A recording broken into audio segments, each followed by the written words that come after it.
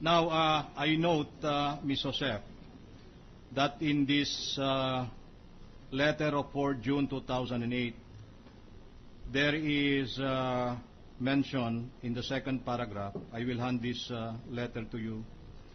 We shall already deem and consider the unit as having been delivered and accepted as of June 2008. Can you go over this and confirm if I read that particular entry in that letter correctly?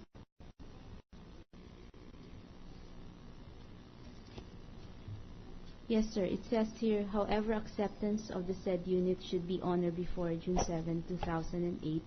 Should the unit still not be accepted by then, we shall already deem and consider the unit as having been delivered and accepted as of June 7, 2008. Thank you. This other letter of 26 February 2008 also mentions, and if I may read, and please confirm if I'm reading it right. The unit has been deemed delivered and accepted as of February 28, 2008. I'm showing this letter again to you, which you have produced.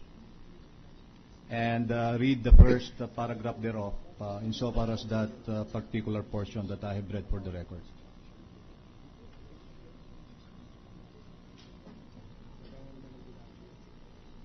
Yes, sir.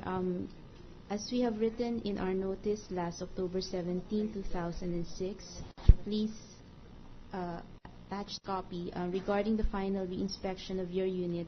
We would like to inform you that the unit has been deemed delivered and accepted as of February 28, 2008. This is pursuant to Section 7 of the Contract to Sell, which reads, shall I read the rest, sir? Yes. On the basis of that letter, there was a pre-inspection made. Am I right? Yes, there's a mention of a final reinspection of your unit, sir. Final reinspection. Yes, sir.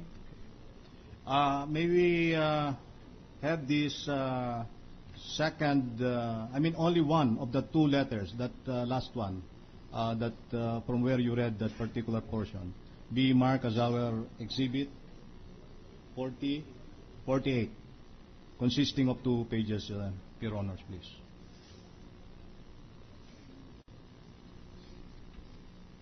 Can you state for the record then, just to clarify this matter so I can leave this point, Ms. Joseph, when was the actual acceptance by Mrs. Corona of the unit in question?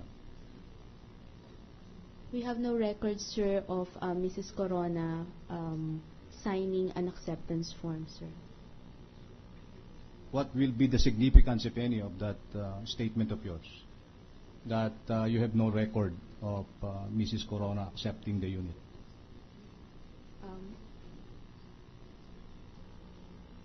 Sir, based on our records, we have only a record that it has been deemed accepted based on the provisions of our contract to sell. So you want us to understand, in this court to understand, that there was no actual acceptance, except that deemed acceptance that you were referring to? Based on our records, sir, yes.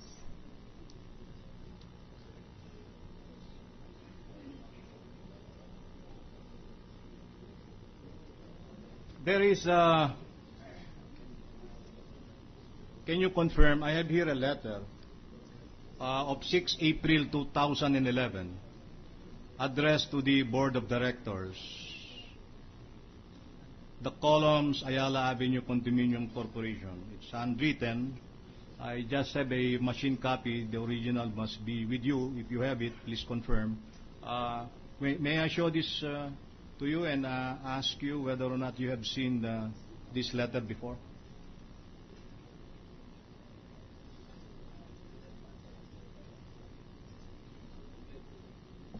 The letter is being shown to the witness. No, sir, I have not seen this before.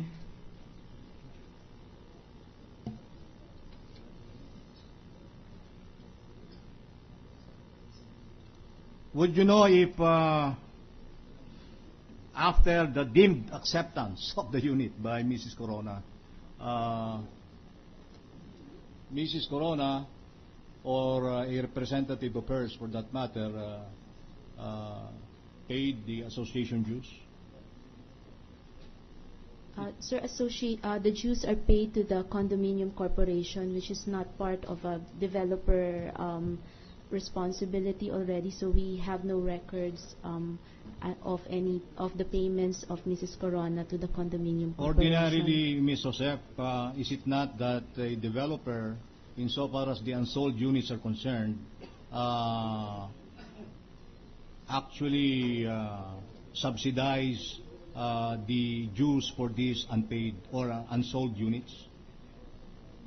For unsold units, sir, since the owner will be, if it's still in the name of Community Innovations, then Community Innovations pays its condominium corporation dues like any other member of the condominium corporation. Would that mean, correct me if I'm wrong, would that mean that the Community Innovations Inc.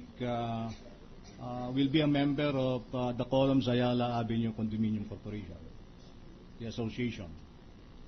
Sir, if there had been units at that time, yes, sir. Okay. And who would be in the best position? Just a minute. If there were units at the time, what do you mean by that? Units unsold and unaccepted. Units that are, once the unit has been transferred, sir, to the buyer, is now the owner of the unit. Those units not yet sold and not yet accepted actually by the buyer are still subject to the responsibility of the condominium developer with the association. Sir, our reckoning point is the transfer of the ownership of the condominium. So once the condominium is already transferred in the name of the buyer, then the buyer becomes an automatic member of the condominium corporation. No, sir. Thank you, Your Honor. Ms. Joseph, was there delivery, based on the record you brought here to this court, there any record of the delivery to the unit, the buyer of the unit, in this case, Mrs. Corona, of a copy of the tax declaration of the unit involved?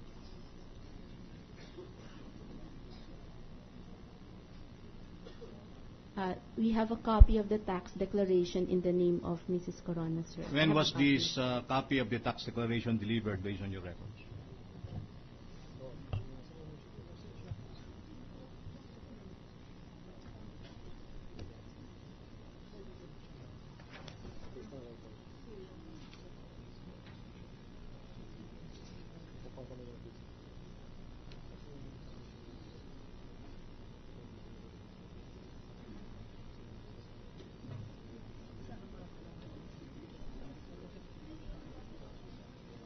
Witness for the record is examining two letters.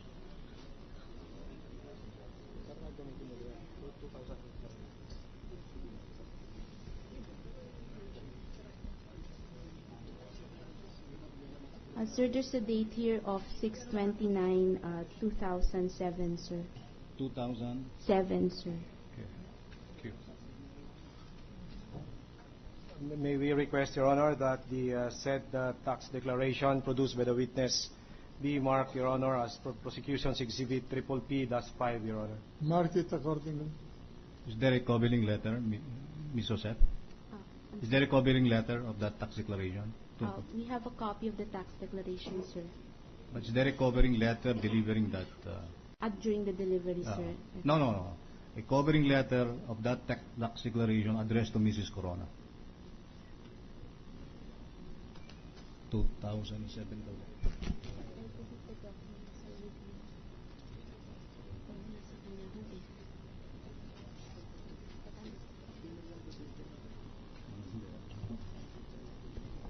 Alin?